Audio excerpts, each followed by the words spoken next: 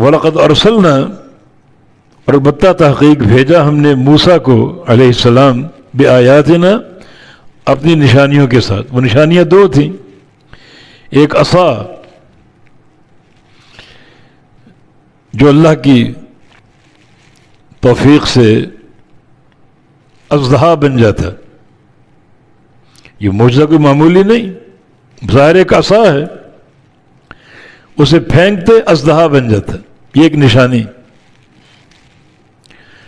اور دوسرا ید بیضاء، آپ اپنی بغل سے ہاتھ باہر نکالتے وہ چمکنے لگتا. یہ دو زبردست نشانیاں،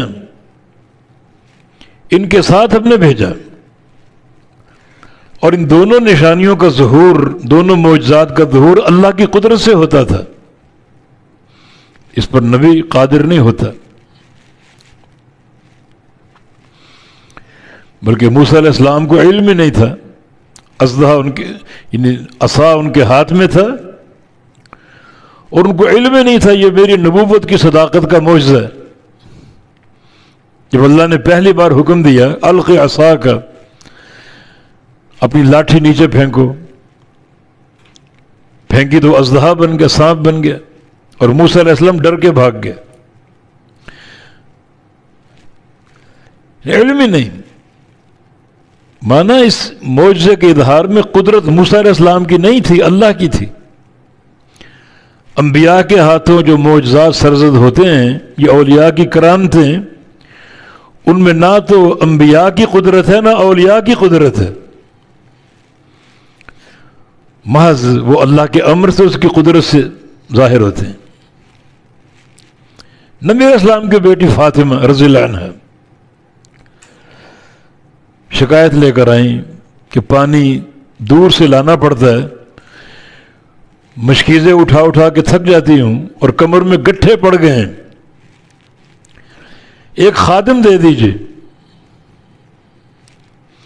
تو اللہ کے نبی نے کیوں نہیں فرمایا کہ فاطمہ تم بھولی ہوئی ہو، تم مشکیزہ یا ڈول میرے پاس لے آیا کرو، انگلی ڈبوؤں گا اور پانی بھر جائے گا.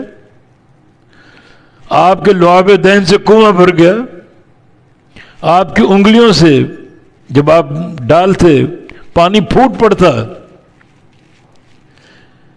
تو فرما دیتے کہ تم ڈول برتن میرے پاس لے آیا کرو، میرے لعاب دہن سے میری انگلیوں سے کنووں کے کنویں بھر گئے، سینکڑوں لوگ سیراب ہو گئے، مویشی سیراب ہو گئے، سب نے وضو کر لیا، غسل کر لیا.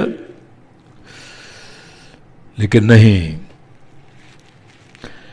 جو معجزات کا ظہور اللہ کی قدرت سے ہوتا ہے. یہ نہیں کہ نبی جب چاہے معجزہ ظاہر کر دے. یہاں تو یہ حال ہے کہ اولیاء کی کرامتیں قدم قدم پر پڑی ہوئی ہیں، ایک اینٹ اٹھاؤ نیچے سے 100 کرامتیں نکل آتی. اپنی تاریخ دیکھو اور یہ جھوٹ اور کذب بیانی، اس سے بعد آ جاؤ. چنانچہ ہم نے موسیٰ علیہ السلام کو بھیجا بآیاتنا، اپنی نشانیوں کے ساتھ. وہ نشانیاں ہماری طرف سے تھیں، ہماری قدرت سے تھیں. ید بیضاء، اور وہ لاٹھی جو اژدہا بن جاتی. کس کی طرف بھیجا؟ الی فرعون، فرعون کی طرف، وہ ملائہ اور ان کی جماعت کی طرف.